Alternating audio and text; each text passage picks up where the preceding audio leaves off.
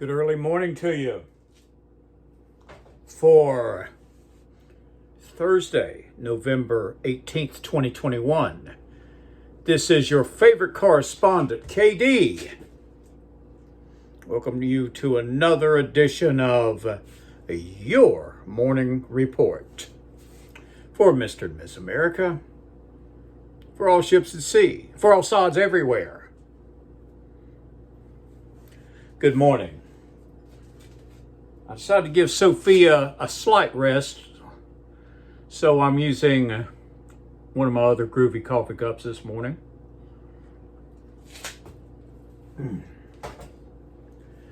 We shall begin with the readings. I always try to have a little something for everyone. Let me see what I can do today.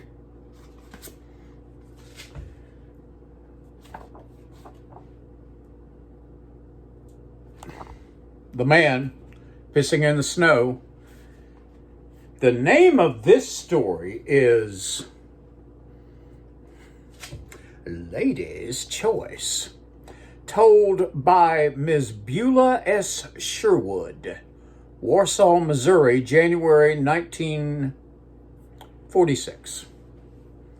One time, old man Struthers' boy married the prettiest girl in the whole country.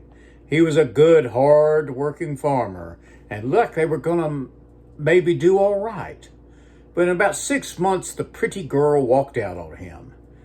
Then she got a divorce and married young Jack Sargent. Jack was a big, handsome fellow, but kind of ornery and shiftless. Mostly he just hung around the pool hall in town.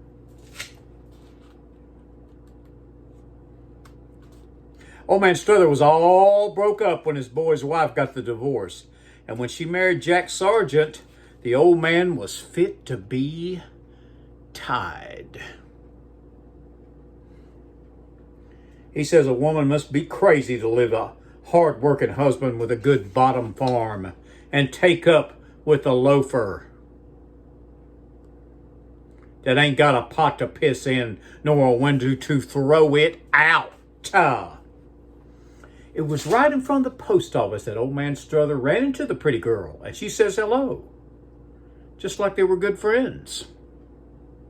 The old man started to walk on past her, but all of a sudden he stopped. "Lucy," says he, "will you answer me one question?" The pretty girl just smiled at him and nodded her head. "Well," he says, "you've done left my boy and married Jack Sargent. What I want to know is, how much better off are you?" The pretty girl kind of giggled. "How much?" "Oh, about 4.5 inches.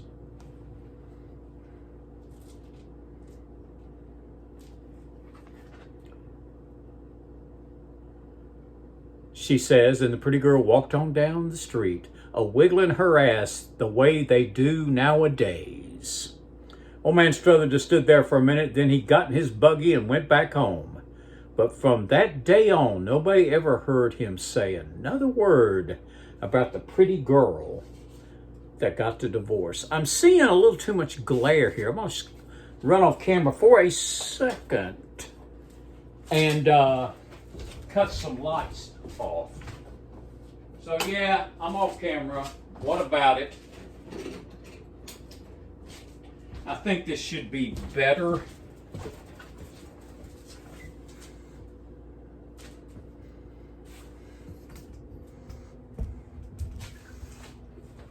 Yeah, that's better. I should have stayed with that angle, but that's okay. Let's talk about the man. There he is. There's his picture, pissing in the snow. You know he's the king. The best of sexology. I want you to take a look at that sod right there. I wonder what he's got on his mind. I have a Sophia Loren quote for you. Sophia Loren on sex. Over here, parentheses America, you make such a fuss about sex. Talk about it so much. Write about it. Back home in Italy, it is a natural thing. My husband is always with me, and we have other things to talk about.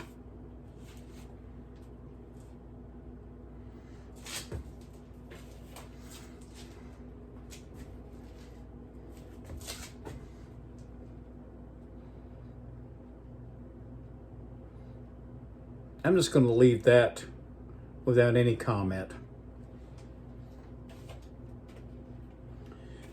Another little thing from the best of sexology.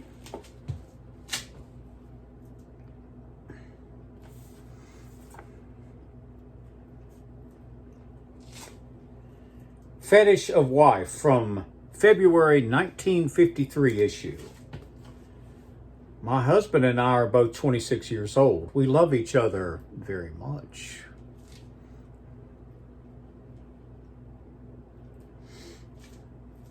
I seldom, if ever, reach a climax during marital relations. My husband is a traveling salesman. During the days and nights that he is out of town, I wear baby rubber pants.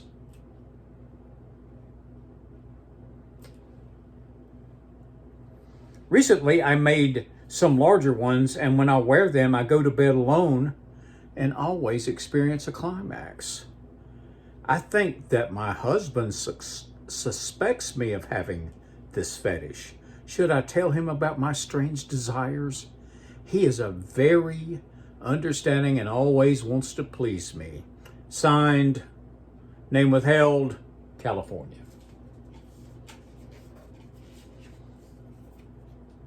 Baby rubber pants fetish.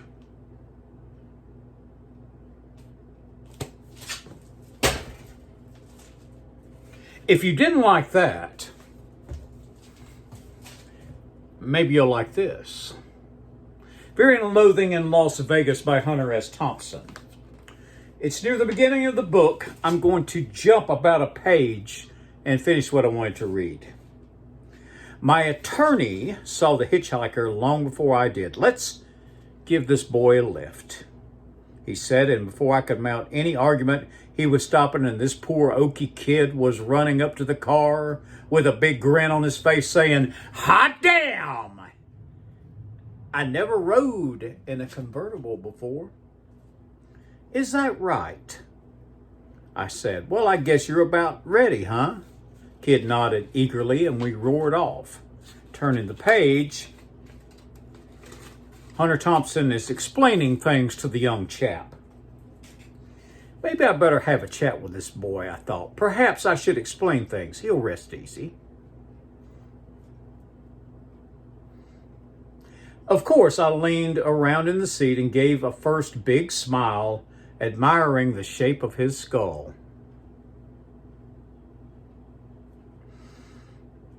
"By the way," I said, "there's one thing you should probably understand." He stared at me, not blinking.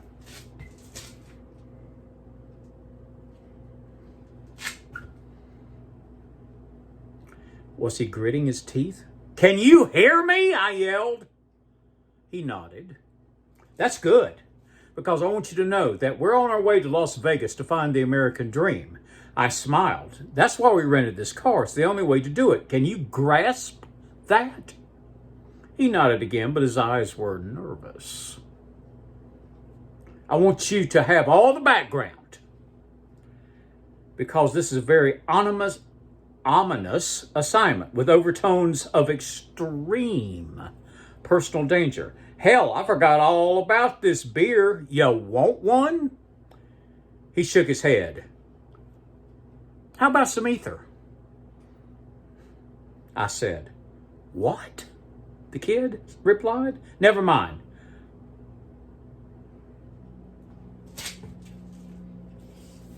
Fear and Loathing in Las Vegas. Hunter S. Thompson. I know you've been waiting for it.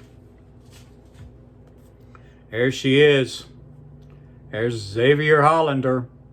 She writes very interesting books. This book is almost 50, well, it is 50 years old.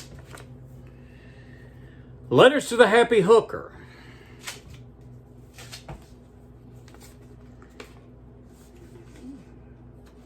Get your mind right for this one.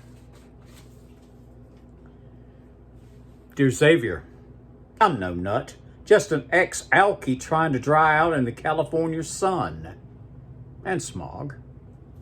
I just finished reading your magnus opus, and all I can say is, wow!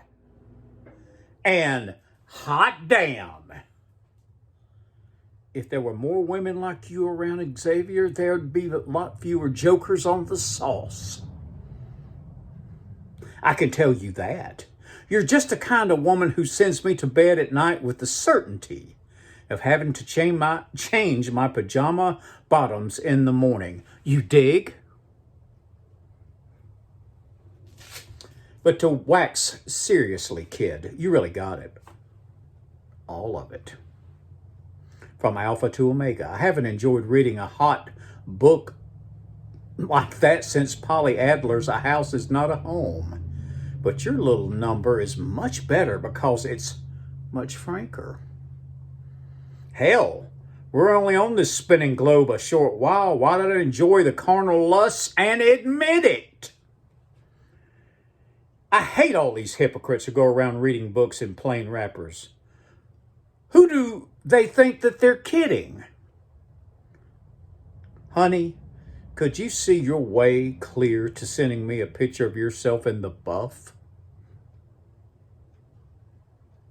Unless I get to meet you real soon, I may be driven back to the bottle. Just kidding, baby. Keep 'em rising, sweetheart. Name withheld, California.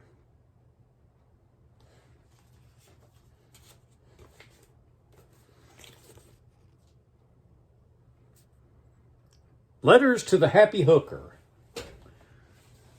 And as always with those Happy Hooker letters, I always say the same thing. Damn. So anyway, that's it for your morning report for today. Let's get shit done.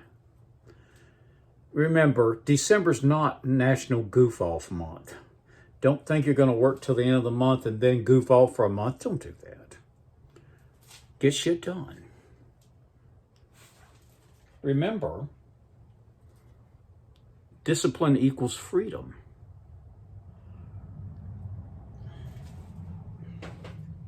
Always be nice until it's time not to be nice. Be kind to animals. Get shit done.